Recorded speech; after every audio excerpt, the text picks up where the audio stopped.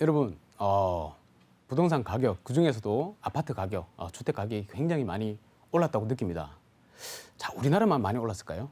뭐 뉴스를 많이 접해보지 못하신 분들은 그렇다고 느끼겠지만, 뉴스를 많이 보시고 경제 뉴스 뭐 이런 것들 많이 보시면 어느 정도 많은 분들이 알고 계실 겁니다.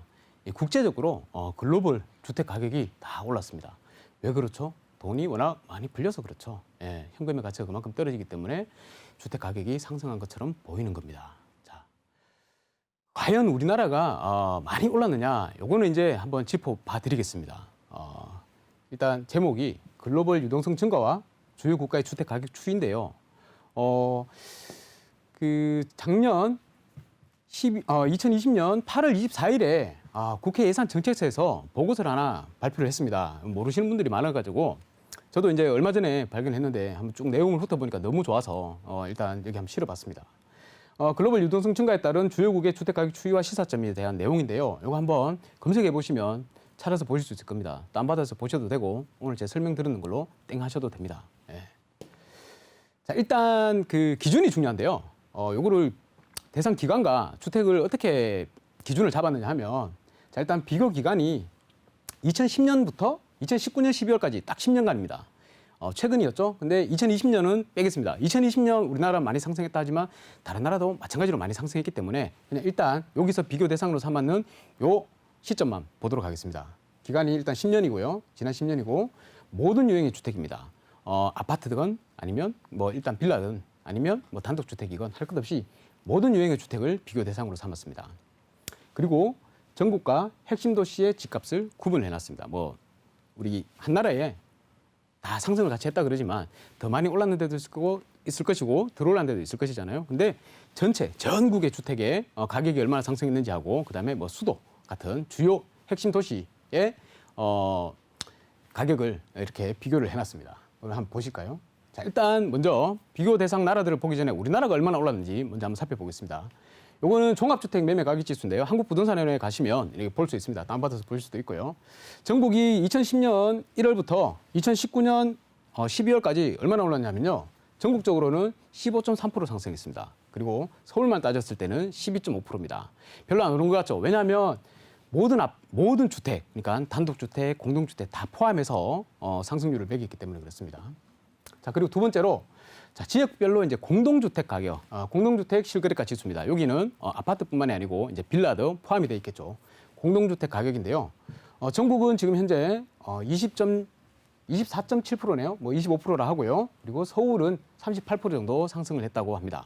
요거는 실거래 가격, 실거래가 지수라고 되어 있죠. 국토부에서 발행하는 실거래 지수를 보고 그래프에 넣어서 상승률을 계산을 했는 겁니다.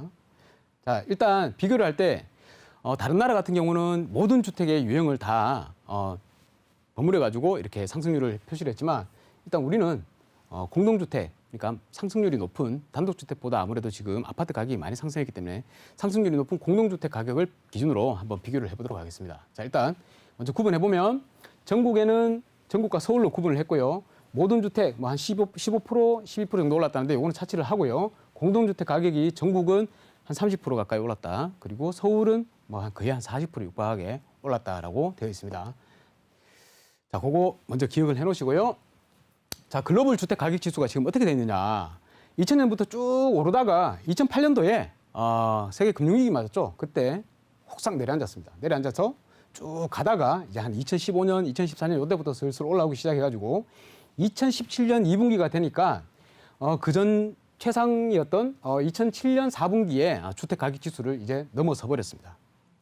넘어서서 지금 현재 예전에 가장 높던 그 가격대를 이제 뛰어넘었다는 거죠. 자, 그게 이유가 뭐냐 하면 보시면 경제 성장 둔화, 불확실성의 심화로 인해 가지고 유동성이 상대적으로 안정적인 수익률을 보이는 부동산으로 유입됐다. 그래서 주요국의 부동산 가격들이 다 상승이 됐다라고 합니다. 자, 그렇기 때문에 굉장히 좀 위험하다라고 생각할 수도 있는데 글로벌 금융위기가 신용 증가에 의한 주택 가격이 거품이 원인이다 이렇게 생각이 되기 때문에 이를 경험했던 국가들이 다 경험을 했지 않습니까? 유럽 재정위기까지 다 경험을 했으니까 각 나라들이 이제 LTV나 DSR 이런 거시 건전 정책을 이제 사용을 했다 그럽니다. 그러니까 어느 정도까지만 빌려준다는 거죠. 옛날에는 뭐 100%뭐 넘게도 막 빌려줬었는데 미국 같은 경우는 그거를 이제 거품이 이렇게 한번 꺼져서 충격을 한번 받아보니까 이러면 안 되겠다 해서 LTV 같은 규제를 이제 시작하는 거죠. 그래서 대부분의 나라들이 주요 국가들은 전부 다 LTV 규제를 하고 있습니다. 하고 있고요. 그리고 거시 건전성 정책이라 그랬죠.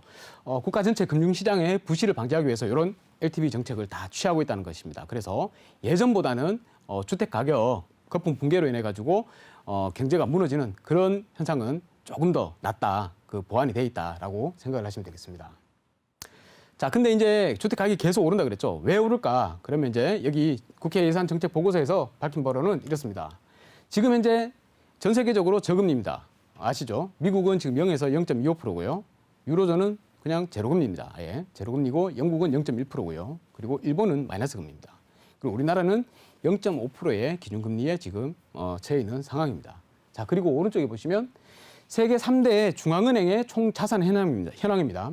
페드 미국이죠. 그리고 유럽 중앙은행 ECB, 일본 중앙은행 BOJ 이렇게 3대 중앙은행의 총 자산 현황인데 여기 보시면 이제 2008년도에 살짝 올랐습니다. 가파르게 올랐죠. 그리고 쭉 오르다가 총 자산 규모가 증가하다가 지금 현재 2020년에 이만큼 이렇게 치솟는 걸 볼 수 있습니다. 그만큼 자산이 증가했다는 건데요. 자산이 증가했다는 건 뭡니까? 중앙은행이 돈을 많이 찍어내가지고 시중에 있는 자산들을 사들였다는 거죠. 그래서 사들이면서 돈을 풀었는 거죠. 그러면 시중에는 돈이 어마어마하게 풀린다는 겁니다. 그죠? 잘 생각하셔야 됩니다. 자, 그래서 중앙은행의 총 자산이 증가했다는 것은 시중에 풀린 보는 통화가 많아졌다. 돈을 많이 시중에다 풀었다 이 말입니다. 그죠? 시중에다 돈을 많이 푸니까 가격이 올라가게 되겠죠. 현금 가치가 그만큼 떨어지니까. 자, 시중에 만약에 보는 통화가 1억이 풀렸어요.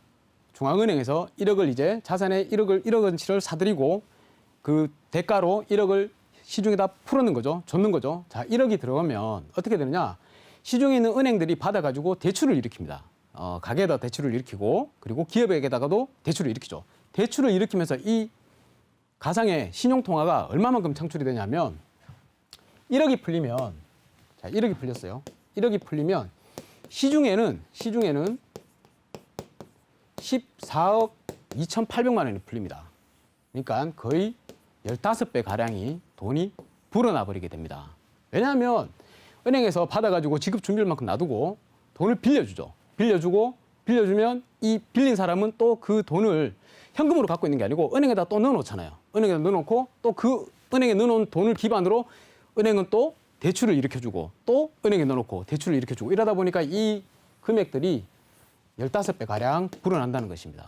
어마어마하게 불어나죠. 이거 실제인지 아닌지 한번 살펴볼게요. 이게 지금 현재 한국은행에서 발행되는 보는 통화 M2 광의 통화입니다. 비교를 해보시면 보는 통화는 이렇게 증가를 하는데 아래쪽에 파란색으로 증가를 하는데 광의 통화 M2는 이렇게 가파르게 지수곡선으로 증가를 합니다. 대략 비교를 해보면 한 15배 정도가 차이 납니다. 돈이 이만큼 풀려 있다는 겁니다. 어마어마하게 풀려 있습니다. 그런데 여기에다가 지금 4차 재난지원금 해가지고 또 뭐 한 조 단위로 들어가죠. 그러면 시중에 풀리는 돈은 훨씬 더 많아지게 됩니다. 사람들이 그 돈을 재난지원금을 받아가지고 바로 자기들이 원래 갖고 있던 거는 쓰고 받았는 금액은 은행에 저축을 해놓겠죠. 그러면 그 저축에 있는 돈이 또 풀려가지고 그만큼 더 많아지게 된다는 것입니다. 자, 그러면 여기서 하나 생각해 봐야 될 게 뭐냐면 돈이 이렇게 많이 풀린단 말이에요. 돈이 많이 풀리면 가격이 어떻게 됩니까? 증가할 수밖에 없다는 거죠. 상승할 수밖에 없습니다. 그것은 화폐 수량 이론이라 해가지고 경제학에서 이미 정립되어 있는 이론입니다. MV, 그러니까 M은 통화량이고 V는 통화 유통 속도고요. P는 자산의 가격입니다. 그리고 Q는 생산량인데요. 이 두 개가 고정되어 있다고 하면 V와 Q가 고정되어 있다고 하면 통화량이 많아지면 통화량이 올라가게 되면 당연히 자산의 가격도 올라갈 수밖에 없습니다. 그죠? 왜냐하면 그만큼 현금의 가치가 떨어지기 때문에 자산의 가격이 올라가 있는 것처럼 보이는 겁니다. 그래서 자산의 가격은 올라간다. 앞으로 통화량이 계속해서 증가를 하기 때문에 이거 보십시오. 이 통화량이 이렇게 꾸준히 증가를 하면 주택의 가격도 꾸준히 증가를 하게 돼 있습니다. 이거는 거스를 수 없는 역사적인 사실입니다. 새우깡 가격이 그죠? 새우깡 가격이 70년대부터 시작해서 26배가 올랐습니다. 근데 새우깡 가격이 떨어지던가요? 떨어질 수가 없죠. 오늘 1,000원 하던 새우깡이 내일 50원이 될 수 있습니까? 불가능하죠. 마찬가지로 주택의 가격도 오늘 10억 주택이 갑자기 내일 몇천만 원대로 떨어진다. 있을 수가 없는 일입니다. 조금은 조정은 있을 수 있겠지만 돈이 그만큼 많이 풀렸기 때문에 떨어질 수가 없다는 겁니다. 그래서 지금 현재도 만약에 주택을 보유하고 않으신 분들은 바로 주택을 매수하는 게 내가 갑자기 자산의 격차가 심각해지는 그런 수준에 이르지 않는 지름길이라고 생각을 합니다. 그래서 여러분들께서 심각하게 이거를 받아들이고 주택을 취득하는 것에 대해서 한번 고민해 보시기 바랍니다. 왜냐하면 신용 역사상의 가장 큰 규모의 여러분들 지금 보시는 이 상황이 역사상 가장 큰 규모의 시중 통화량이 팽창하고 있는 중이라는 것입니다. 자산 시장의 대표격인 부동산 시장은 그래서 뜨거울 수밖에 없다는 것입니다. 돈이 너무 많이 풀려 있어서 이 돈을 써야 되기 때문에 그렇죠. 그래서 이 이제 국가의 각 나라의 주택 가격을 비교를 해보면 어떻게 볼 수 있냐면요. 독일 같은 경우, 영국 같은 경우, 독일은 전국이 54%가 상승을 했고요. 주요 도시 같은 경우에는 110%가 상승을 했습니다. 지난 10년간. 영국은 한 40% 상승을 했고요. 특히나 런던은 71% 상승을 했습니다. 주요 도시와 전국적인 단위를 비교했을 때 격차가 더 벌어지고 있는 것을 확인할 수 있습니다. 그죠? 아까 제가 말씀드렸죠. 서울에 있는 공동주택 가격은 지난 10년간 40% 정도 상승을 했다고 했습니다. 서울보다 훨씬 더 다른 나라의 주택 가격이 상승했는 것을 알 수가 있습니다. 미국도 마찬가지입니다. 전국은 52%, 53% 상승을 했고요. 샌프란시스코 같은 경우는 100%입니다. 중국도 전국은 46%, 그리고 베이징은 80% 정도 상승을 했습니다. 우리나라보다 훨씬 많이 상승을 했죠. 자, 보시면 여기 이렇게 쭉 상승하는데 베이징 같은 경우는 특이한 케이스가 있습니다. 올라갔다가 지금 현재 2016년부터 좀 상승세가 둔화된 것을 볼 수 있죠. 나중에 설명을 드리도록 하겠습니다. 프랑스 같은 경우는 전국이 16%, 그런데 파리는 60% 이상이 상승을 해버렸습니다. 일본도 전국은 12% 정도 상승했는데 도쿄는 30% 정도 상승을 했네요. 우리나라보다 상승률이 좀 낮다, 그죠? 그런데 요거는 명목 가격이고 실질적으로 인플레이션을 제외한 실질 가격을 보면 일본보다 우리나라가 훨씬 더 가격 상승률이 낮습니다. 일본이 더 높다는 걸 나중에 비교할 수 있습니다. 프랑스도 좀 신기한 게 중간에 2011년부터 쭉 떨어지다가 갑자기 또 2016년부터 쭉 상승을 했네요. 이것도 뒤에 설명을 한번 드리도록 하겠습니다. 베이징 집값이 왜 그렇게 상승을 하다가 폭등을 하다가 이렇게 상승률이 둔화가 되냐 하면 2016년부터 규제 정책을 시행을 했다고 합니다. 사안령이라고 하는데요. 부동산 구매나 외지인 구매나 대출이나 주택 판매에 대한 제한은 걸어버렸습니다. 시진핑이 이때 이런 말을 했다 그래요. 2017년도 19차 공산당 대회에서 주택은 투기를 위해 사는 것이 아니고 사는 곳이다 라고 했습니다. 어디서 많이 들어본 말이죠. 사는 곳이다 라고 했습니다. 똑같습니다. 어떻게 보면. 자, 구매, 대출 제한령 이런 것들 때문에 갑자기 이제 구매를 못하게 해버리니까 중국에 있는 부부들이 어떻게 되냐면 다 이혼을 해버렸어요. 난징시 같은 경우는 하루에 뭐 한 340상 정도가 이혼을 했다고 합니다. 어떻게든 주택은 사야 된다는 걸 아니까 사는 거죠. 그래서 또 보면 베이징은 신규 주택 매입 후에 3년간 그리고 17개 주요 도시는 5년간 판매 금지를 해놔버렸어요. 거래를 금지시켜버렸어요. 자, 그러니까 어떻게 되죠? 거래가 안 일어나니까 일단 이렇게 상승폭은 둔화됐습니다. 그런데 이거 보시면 다른 도시들이 더 상승을 해버렸죠. 풍선 효과가 있었다는 겁니다. 우리나라하고 똑같다고 생각하시면 됩니다. 프랑스 마찬가지입니다. 막 올랐다가 떨어졌다가 갑자기 가파르게 폭등을 하는 걸 볼 수 있습니다.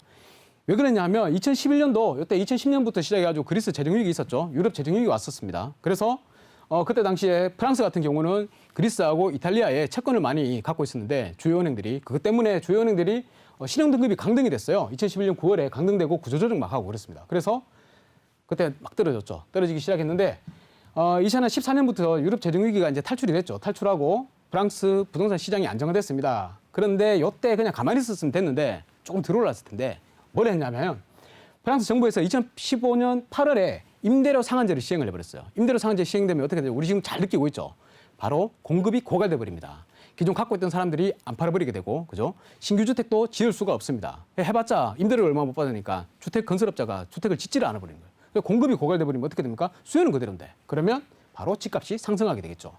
이때 마침 또 저금리 아니었습니까? 아까 보셨듯이 유럽은 0%입니다. 기준금리가. 저금리니까 사람은 돈을 많이 빌릴 수 있어. 그러면 수요는 폭발적으로 증가하고 공급은 없어. 그러면 가격이 상승할 수밖에 없다 해서 지금 이렇게 상승되었습니다. 그래서 2018년도에 옐런법이라고 해가지고 신규 주택을 건설하거나 하면 굉장히 많은 혜택을 주는 걸로 해놨는데도 지금 아직도 오르고 있습니다. 왜입니까? 주택은 빵이 아니죠. 그죠? 공급이 안 됩니다. 비탄력적이라고 합니다. 그래서 지금도 계속 오르고 있다. 이거 우리나라가 지금 처하고 있는 상황입니다. 앞으로 우리나라가 어떻게 될지도 이걸 보시면 알 수 있을 겁니다. 그래서 제가 계속해서 주택은 취득을 해야 된다라고 말씀드리는 겁니다. 아까 말씀드렸듯이 일본이 우리보다 덜 올랐다고 그랬는데요. 그거는 명목 가격이고 실질적으로 인플레이션을 제외한 가격을 보면 우리나라가 지금 현재 어디냐면 이 OECD 37개국 중에서 하위에 위치하고 있습니다. 여기 위치하고 있습니다. 일본은 우리보다 더 올랐습니다. 하위인데 더 올랐습니다. 이 보십시오. 이만큼 많은 나라들이 우리나라보다 훨씬 더 가격이 상승을 많이 했다는 겁니다. 그래서 우리나라가 그렇게 많이 아직 상승했는 게 아니다. 아직도 더 상승할 여력이 있다. 여지가 남았다. 그러면 우리가 지금 취해야 될 건 뭡니까? 당연히 자산을 보유를 해야 된다. 자산을 가지고 있어야 된다. 금리와의 관계도 있는데요. 요즘 뭐 금리 오르면 큰일 난다는 식으로 떠드는 분들이 있는데 아닙니다. 보십시오. 옛날에 노무현 정부 때였죠. 2004년부터 2005년부터 시작해서 2008년까지 금리 이렇게 올랐는데도 주택 가격 올라갑니다. 딴 거 다 필요 없습니다. 성장을 더 하고 있으면 금리가 아무리 올라가더라도 가격은 올라갈 수밖에 없다. 요거 기억하시고요. 다음에 또 뭐 금리에 대해서 더 설명할 기회가 있으면 설명드리도록 하겠습니다. 감사합니다.